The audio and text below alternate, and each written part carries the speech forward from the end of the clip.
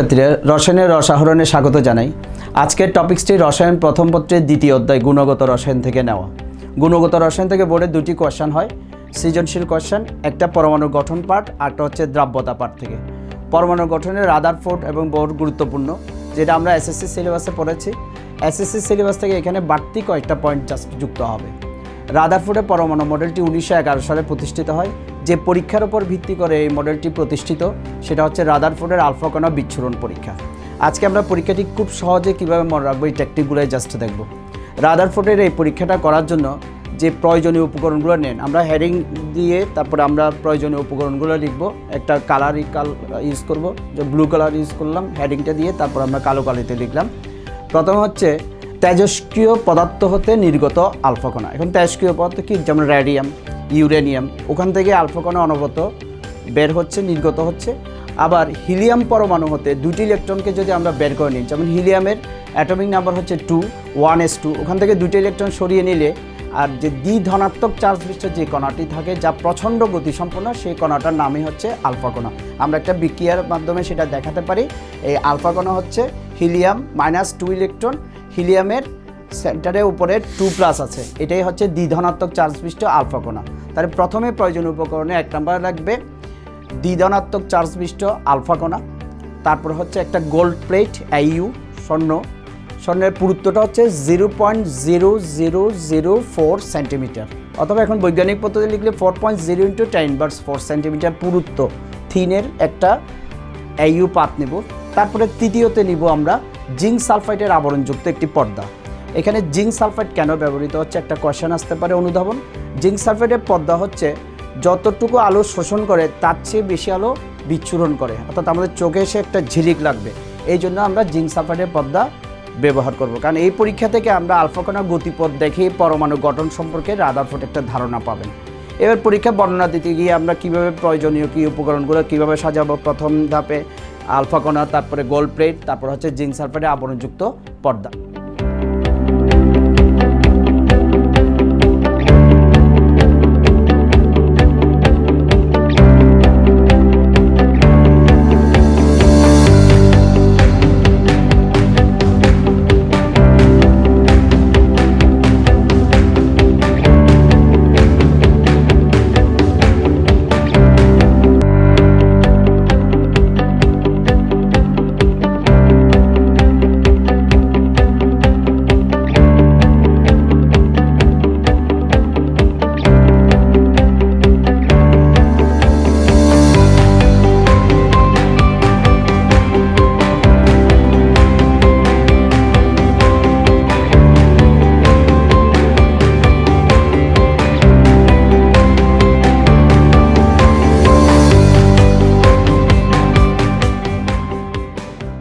তাহলে এখান থেকে প্রথমে রাদারফোর্ড কী দেখবেন, পর্যবেক্ষণ। আমরা বাসায় পড়ার সময় রাফ খাতাতে একটা চোখ আঁকতে পারি, এটা রাদারফোর্ডের চোখ। উনি নিজ চোখে কী দেখছেন।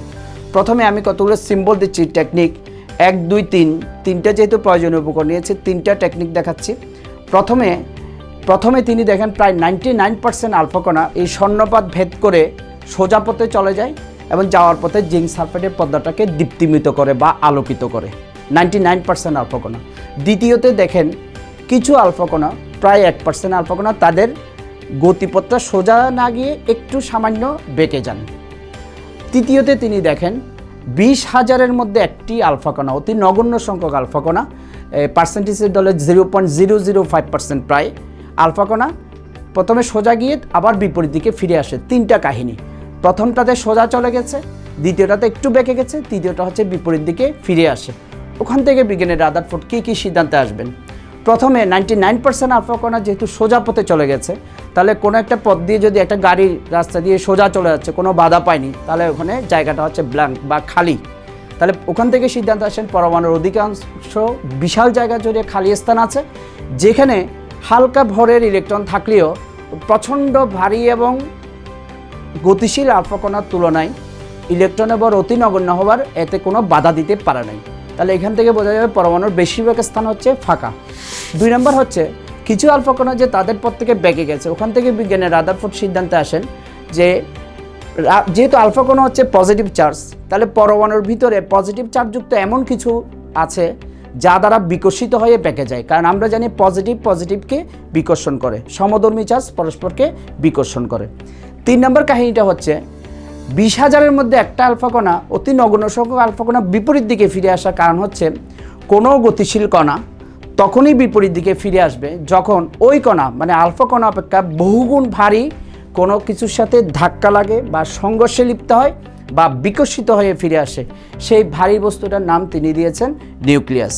এখান থেকে নিউক্লিয়াস আবিষ্কারের কাহিনী আসলেও একই উত্তর, 3 মার্কসের কোয়েশ্চেন হবে। তারপর নিউক্লিয়াস যে পজিটিভ চার্জযুক্ত সেটার প্রমাণ হচ্ছে আলফা কণা বিচ্ছুরণ পরীক্ষা। আবার যে পরীক্ষার উপর রাদারফোর্ডের পরমাণু মডেলটি প্রতিষ্ঠিত, সেই পরীক্ষাটা আসলেও আমরা একটা ফুল মার্কস এখান থেকে নিতে পারবো।